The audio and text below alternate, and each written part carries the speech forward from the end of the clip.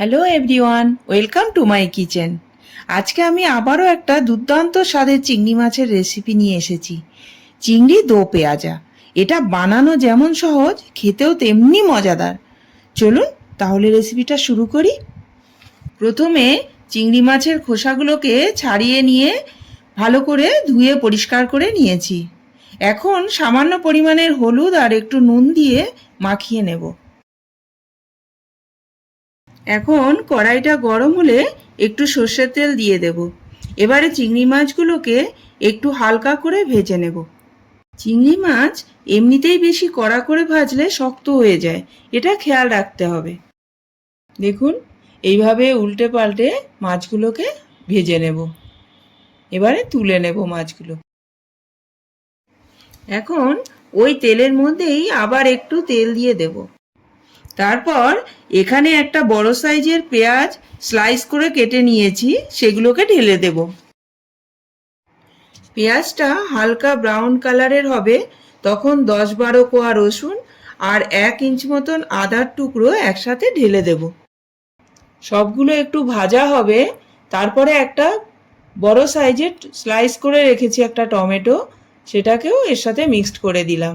এবারে একটু নুন দিয়ে দেব।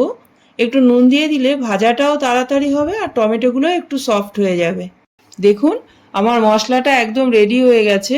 এবারে এটাকে সাইডে রেখে দেবো ঠান্ডা হওয়ার জন্য। দেখুন, এবারে মশলাটা ঠান্ডা যতক্ষণ হচ্ছে ততক্ষণ আমি পেঁয়াজ দুটোকে এইরকম চাকচাক করে কেটে নিয়ে ওর পাপড়িগুলোকে আলাদা করে নেব। এমনিতেই গরম তেলের মধ্যে ঢাললেই খুলে যাবে।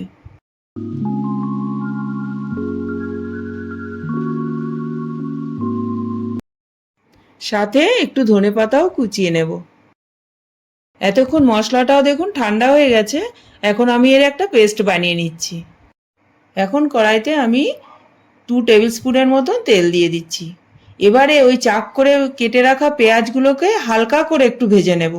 এই সময় গ্যাসের ফ্লেমটাকে হাই রাখবেন। পেঁয়াজের জাস্ট কাঁচা গন্ধটা চলে গেছে। এখন আমি এটাকে তুলে নেব, নিয়ে সাইডে রেখে দেব।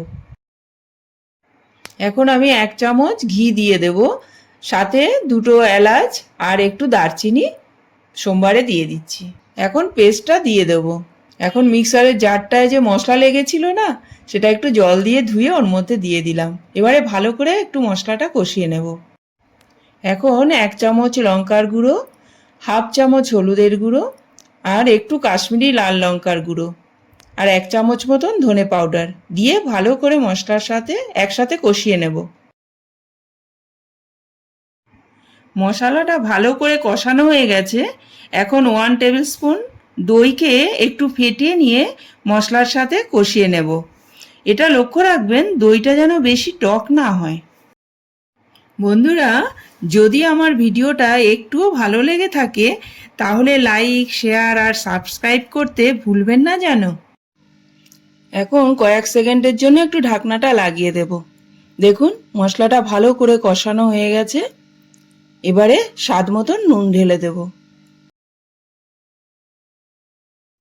এবারে জল ঢেলে দেব।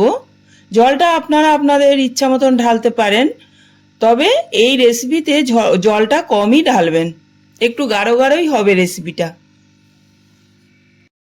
এখন গ্রেভিটা যেই ফুটে উঠবে তখন ভাজা চিংড়ি মাছগুলোকে ঢেলে দেব।